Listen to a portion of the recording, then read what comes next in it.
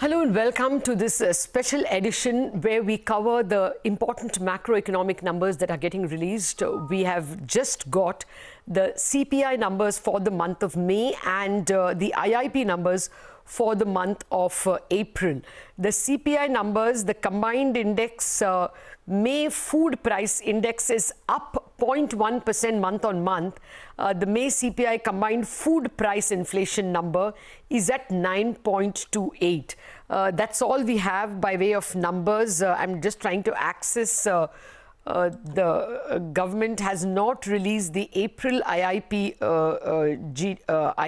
number. So looks like we don't have an IIP number at all. Let me just check out if there is any other. Okay, vegetable index is down 10.7% month on month, but the food price index overall is up 0.1% month on month. The number has come in at 9.28. This is the combined rural-urban CPI food price inflation number. That's about all we have at this point in time, and I'm reading it out from Cogensis to you. There is an IIP number for the month of April 2020. The quick estimates of IIP based, the index stands at 56.3. The indices of industrial production of mining, okay, we only have the index. I don't think they have released a number. Okay, it is not appropriate to compare the IIP of April 2020 with earlier months. So they have not released a number at all. I'm really sorry, I'm not able to help much beyond this point. So let me just go to my guests and see if I can get more data while they are looking at the CPI inflation number, food inflation number. I have DK Joshi, the chief economist at CRISIL, and Indranil Pan, the chief economist from IDFC First Bank.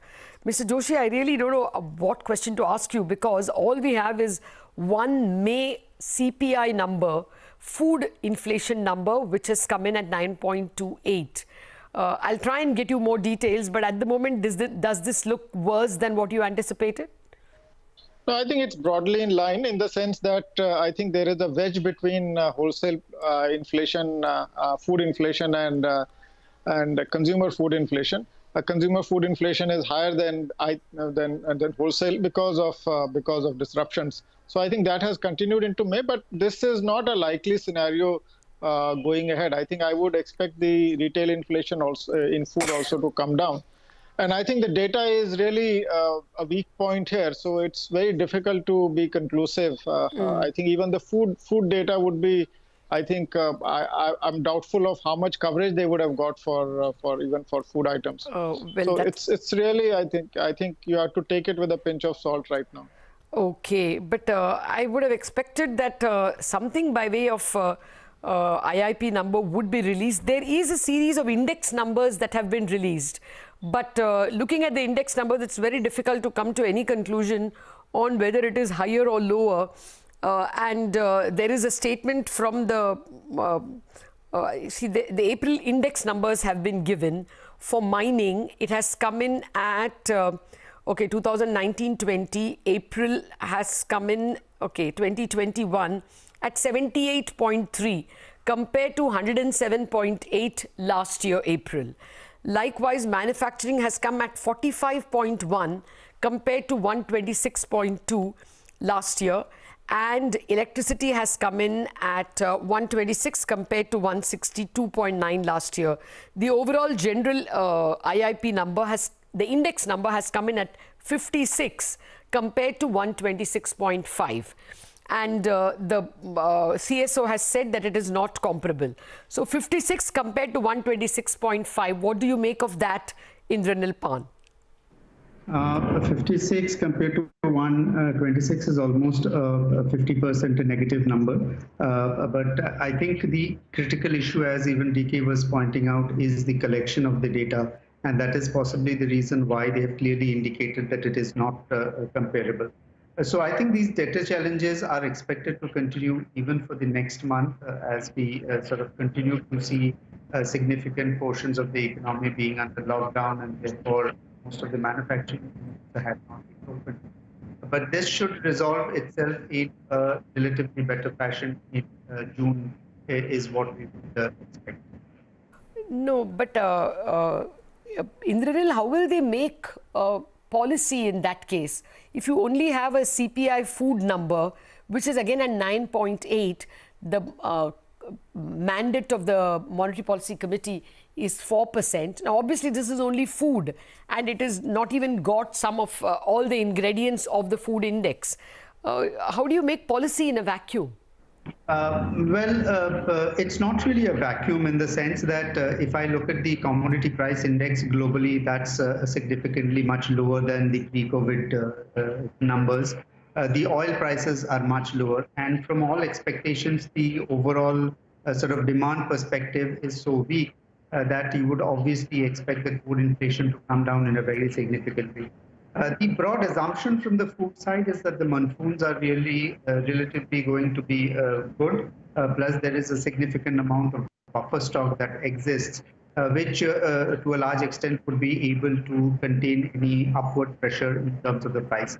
Plus you have this sort of amendment coming to the Essential Commodities Act and some of the measures that they had announced in the 20 billion package.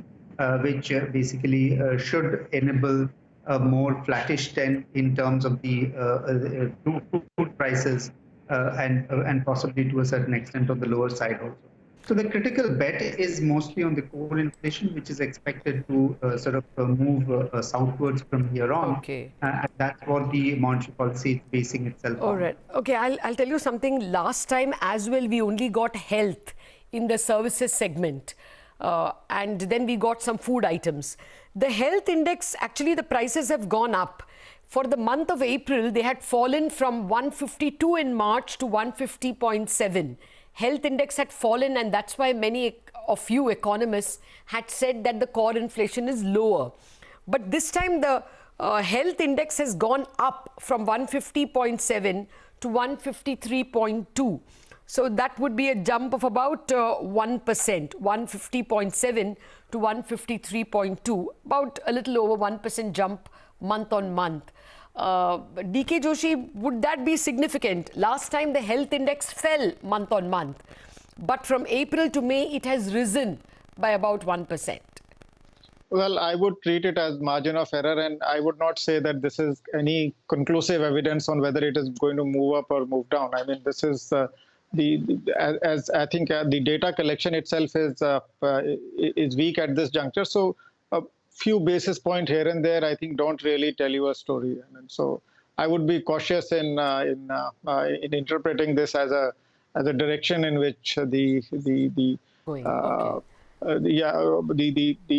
index will follow. I mean, the health index will follow going ahead, because I think there is also going to be regulatory capping of